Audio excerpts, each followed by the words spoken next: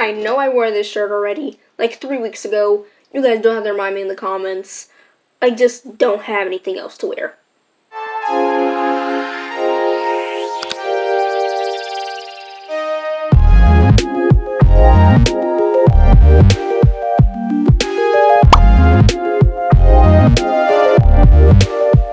Hello, my name is Nico, and thank you for coming back for a brand new video. If you are new here, though, thank you for coming by, and I hope that you stick around for a while.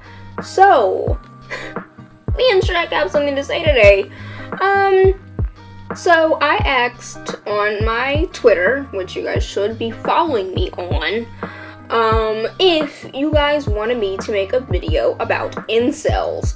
Now, there has been videos across different platforms about incels, and I just find the topic to be very interesting when you think about it, and I wanted to put in my own opinion about incels and some posts that I've seen on Reddit by incels themselves. Or people posting about incel posts, but anyways, yes, we're gonna be talking about incels today, so buckle up and let's get on with the video. So, what is an incel exactly? A definition given by Urban Dictionary states that an incel is an abbreviated term found for the compound involuntary celibate. In Darwinian terms, a person deemed least fit to reproduce, manifested in social terms as someone unable to copulate due to the absence of even a single willing partner. More typically male than female, hangs around on internet forums generally complaining and blaming females for this undesirable condition. Unable to compete on the level playing field of sexual equality, can be seen clamoring for a return to the Middle Ages, where all that was needed to nab a woman was 2 cows and a quarter acre. This can be considered a Darwinian loser, whose gene pool is facing extinction unless they address negative personality traits and or get into physical condition necessary for the attraction of the opposite sex. And I think this is a very fitting term, a good technical term at that. Incels really are just men who are unwilling to be patient when it comes to love and watch those alpha and sigma male videos on YouTube to pull girls by being the toughest, most mysterious, most confident guy, when in reality, those videos only push toxic masculinity and make these guys even worse people than they already are turning out to be, and it just makes them portray even worse personality traits and toxic behavior that in reality is not going to make someone genuinely attracted to them. It's only going to push people that might like you away. In today's video, we're going to be talking about the world of incels and diving deep into the minds of the individuals that constantly complain about their lack of a love life.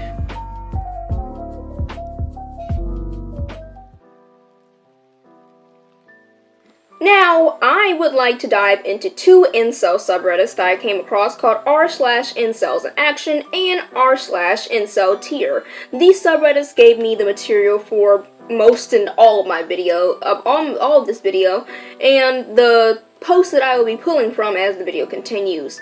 Our first post I like to pull from is from r/incels in action. The post reads, "Breaking news, a local man who describes himself as an incel has been charged with an attempted hate crime and a plot to conduct a mass shooting of women," federal prosecutors announced Wednesday. He also allegedly wrote a manifesto stating he would slaughter women out of hatred, jealousy, and revenge, and referring to death as the great equalizer. Honestly, that was disgusting to read. The individual that this post, the fact that this individual considered killing innocent people and possibly going through with the act that he was planning on doing solely because he can't get a date is absolutely ridiculous. Them referring to death as the great equalizer is also greatly disturbing. Just because you couldn't get the attention from the girls at the frat party last week and Chad got all the girls does not mean that you have the right to plan out and possibly, if he had gotten the chance to, kill innocent lives because his life is just miserable. It's just disgusting behavior, honestly. The next one we have is from also Incels in Action, as will the next 3 that we read from. The last one is Incel tier, but that'll be the very last post for this video. However, our next one reads, that's why the #1 profession for women is some form of sex work. Is the one thing we actually need them for, and they know it. Okay. This is stupid. That's it. This is stupid. This person doesn't realize that sometimes, people who are in sex work, it is a personal choice for the profession, and they wanted to do this. Or even because of some people's, environments and where they live and where they grew up at, that sadly can only possibly be one of their only options of gaining income or just a way to get out of the situation they're in. And just to make ends meet. Saying intercourse is the only thing that women are good for is utterly stupid. It's a stupid and ridiculous take. If a woman didn't birth this person, they wouldn't have made this ridiculous post. That's just blatantly being ignorant to people in the sex work industry, specifically women in this case. Our third post from Incels in Action reads, the longer I live, the more I see that it isn't overreacting. My girlfriend is very small and locks the door anytime I'm not around and she's waiting. I thought she was overreacting the first few times, but I see things like this and I realize it's not. And that was the comment that someone else had made, and then what I'm about to read now is someone's response to that. It makes me happy that your girlfriend is so scared of men. It makes me happy that a lot of foids are scared of men. Maybe if they didn't force a lot of men to live sexless lives, they wouldn't do things that in turn make foids scared of that. That being said, I hope someone does get to your girlfriend and manages to rape and kill her, like what's happened to plenty of foids and will happen to plenty more. Yeah, geez. Wow, just wow. How can you have so much hatred and wish something like that on someone else? And someone that you don't even know? Like, it's just you commenting under a post. You don't even know this person. And the person who posted this post was talking about how their girlfriend is scared to be alone when her boyfriend is away, so she locks her car door and such for safety, which is valid, of course, because many women sadly get assaulted and just killed on the street for absolutely no reason. This person I just read the words of made the disgusting response under this other person's post. This is very disturbing that someone had the heart to type this out and probably more than likely confidently posted this and sent this out without a second thought. This commenter right here is the reason why that guy's girlfriend is afraid. She is afraid of commenters and people and the men like him. Someone who can reply and wish something so horrible on another person that they don't even know. Now, our fourth and last comment post from Incels in Action reads, I freaking hate women so freaking much. Freak these insufferable parasitical vermin and the horses they rode in on. I hate women. There, I said it. I detest women. This world would be orders of magnitude better without women. I foresee a future in which forgotten men rise up and wage a genocidal war against the women of Earth. I truly do. Without women, there'd be no war, there'd be no poverty, there'd be no materialism, there'd be no forgotten cast-off men, there'd be no suicide, there'd be no disease. Women are notoriously unhygienic and are incubators for a myriad of diseases. There'd be no pornography and there'd be no bullying. What? First off, who hurt this man? Truly, who hurt him? Like, who hurt him so bad that he had to make a post that was so aggressive? Unnecessarily aggressive at that. And not to mention the little drawing in the corner of this post that you guys can see what that picture is. And his points he made, especially the ones about stating that there be no war in bullying, is laughable, honestly. You could genuinely disprove every single point he made in 2 minutes or less. Because first off, every war in history that I've learned, most of them at least, have been started by men.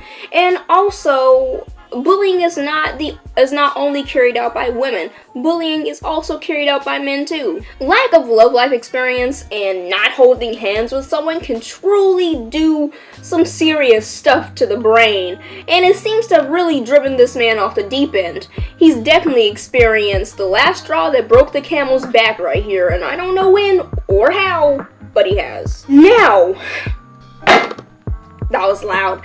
Anyways, now this is our very last post of the entire video from Incel Tier. This post is short, but it reads, "Men need to bring everything to the table, and women bring nothing. They know it and use the heck out of it. It's not true in all cases, but most." Now, in a relationship, I would assume that you guys at least need to bring, with whoever you're with, you need to at least bring 50-50 to the table. It can't just be someone giving 110% and the other person is giving nothing. They're not doing anything for the relationship, because it's not going to work out. In any case, whoever you're with, someone's going to feel like someone is not putting in enough work. Someone is going to be like, hey, you aren't doing this, and that, and the third, yet I'm doing this, that, and the third. And I'm not getting anything out of this relationship. I'm not getting the love and the support that I thought I was going to get, and you're doing absolutely nothing to support us. I'm doing everything. A relationship isn't going to work that way. So, and I would assume that people that would see that someone isn't putting in enough effort probably wouldn't get into a relationship with someone that they see is not going to put in the effort that's supposed to be put into a relationship. It's not supposed to be someone puts in 90% and then someone puts in 10%. That's not how a relationship works. And if you're in a relationship like that, it's not happy. It's not a happy one.